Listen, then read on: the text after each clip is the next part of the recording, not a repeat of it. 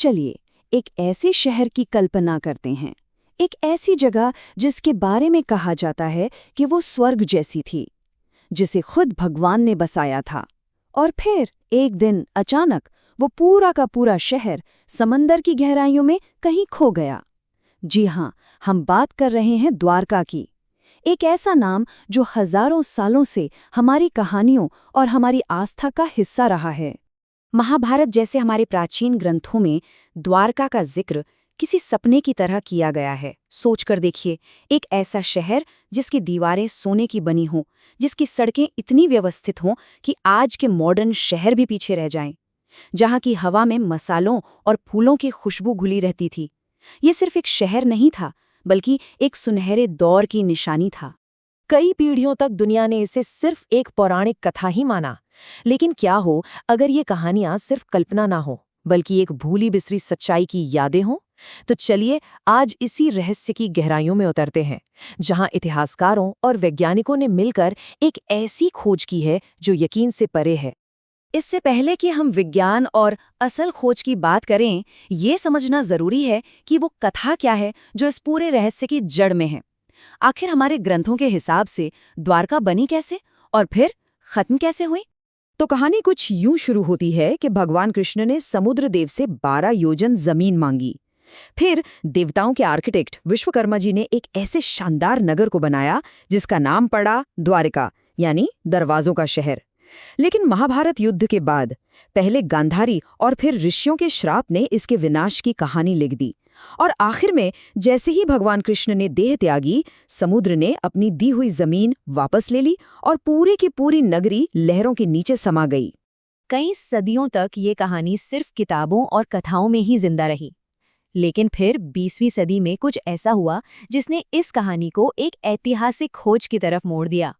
सबसे पहले 1930 के दशक में वहां के मछुआरों ने समंदर के नीचे कुछ अजीब से ढांचे देखने की बात बताई। फिर 60 के दशक में पायलटों ने भी आसमान से पानी के नीचे सीधी सीधी लाइनें देखी, जैसे किसी शहर का नक्शा हो। लेकिन जो सबसे बड़ा मोड़ आया वो था 70 के दशक में, जब 6ठी सदी की एक तांबे की प्लेट मिली। उस पर साफ साफ लिखा था कि इस जगह पर भगवान श्री कृष्ण रहा करते थे। ये पहली बार था जब इतिहास और कथा एक दूसरे से हाथ मिलाते हुए नजर आ रहे थे। अब इन अफवाहों और छोटे मोटे सुरागों को एक असल खोज में बदलने का पूरा श्रेय एक ऐसे इंसान को जाता है जिन्होंने इसे सिर्फ धार्मिक जुनून नहीं बल्कि एक आर्कियोलॉजिकल मिशन बना दिया। वो थे डॉक्टर एस.आर. राव। उनका नजरिया बिल्कुल अलग था। वो ये मानते थे कि महाभारत और पुराण सिर्फ धार्मिक ग्रंथ नहीं बल्कि हमारे इतिहास के दस्तावेज हैं। उन्हें पूरा यकीन था कि द्वारका की कहानी सच्ची है और उसके सबूत कहीं न कहीं अरब सागर के नीचे दबे हुए हैं। लेकिन उनका ये सफर जरा भी आसान नहीं था।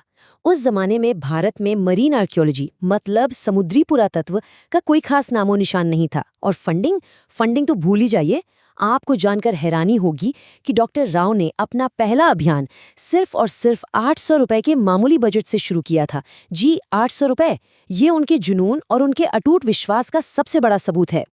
और उनका वो संकल्प रंग लाया। 1983 से 1992 के बीच उनकी टीम को जो कुछ मिला उसने सबको चौंका दिया। 560 मीटर लंबी एक शहर की दीवार, पत्थर के खंभे और सबसे जरूरी 3 छेद वाले पत्थर के लंगर। ये लंगर इस बात का पक्का सबूत थे कि वहां एक बहुत बड़ा बंदरगाह था। जब इन चीजों की कार्बन डेटिंग हुई तो पता चला कि ये 3500 से 5000 साल पुरानी है, ठीक महाभारत के समय की। तो डॉक्टर राव ने इस बात की नींव तो रख दी थी कि द्वारका थी। अब 21वीं सदी में बारी थी मॉडर्न टेक्नोलॉजी की, जो ये बताने वाली थी कि वो द्वारका असल में कैसी थी। साल 2001 में national institute of ocean technology और आर्कियोलॉजिकल सर्वे ऑफ इंडिया ने एक जॉइंट मिशन शुरू किया। इस बार खोज सिर्फ गोताखोरों पर निर्भर नहीं थी। इस बार मैदान में थे हाई-टेक उपकरण जैसे सोनार मैपिंग, जो साउंड वेव्स का इस्तेमाल करके समुद्र तल का पूरा नक्शा बना देता है, और सब बॉटम प्रोफाइलर, जो समुद्र की सतह के नीचे भी झांक सकता है। और इन मशीनों ने तो सब कुछ बदल कर रख दिया।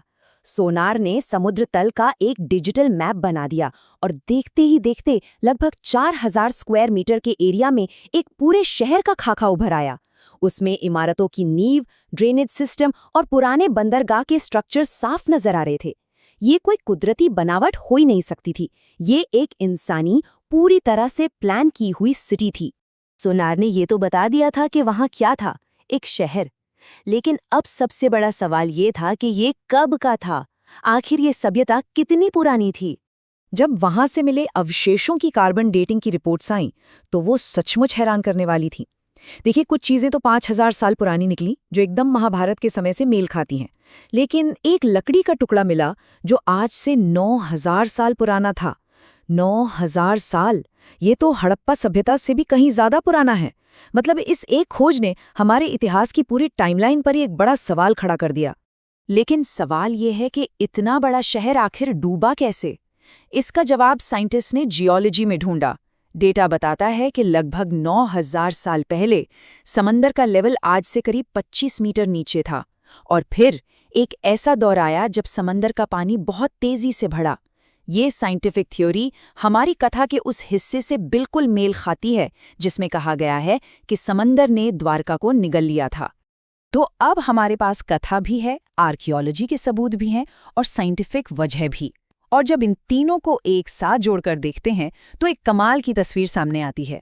यहाँ देखिए, ये टेबल साफ दिखाती है कि कैसे हर बात एक दूसरे से जुड़ती है। ग्रंथों में लिखा है कि शहर समंदर से जमीन लेकर बनाया गया, और जियोलॉजी भी यही कहती है।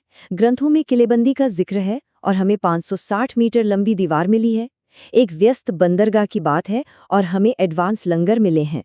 और आखिर में शहर के डूबने की कथा और विज्ञान भी समंदर के लेवल के तेजी से बढ़ने की पुष्टि करता है। ये सिर्फ इत्तेफाक नहीं हो सकता।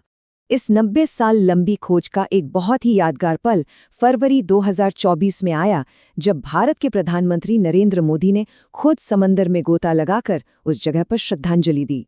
ये आस्था और विज्ञान के मिलने का एक बहुत पावरफुल सिंबल था, जिसने द्वारका की कहानी को एक बार फिर पूरी दुनिया के सामने जिंदा कर दिया। आखिर में द्वारका की यह पूरी खोज हमें यही सिखाती है। ये हमें दिखाती है कि आस्था और विज्ञान ये दो अलग अलग या उल्टी चीजें नहीं हैं, बल्कि ये एक ही सच तक पहुंचने के दो अलग अलग रास्ते हो सकते हैं। एक रास्ता हमें विश्वास दिलाता है और दूसरा उसे साबित कर देता है। द्वारका की कहानी ने मिथक और इतिहास के बीच की वो जो धुंधली सी लकीर थी, उसे काफी हद तक मिटा दिया है। और ये हमें ये सोचने पर मजबूर करती है कि हमारी प्राचीन कथाओं में न जाने और कितने ऐसे रहस्य दबे पड़े हैं जो बस खोजे जाने का इंतजार कर रहे हैं।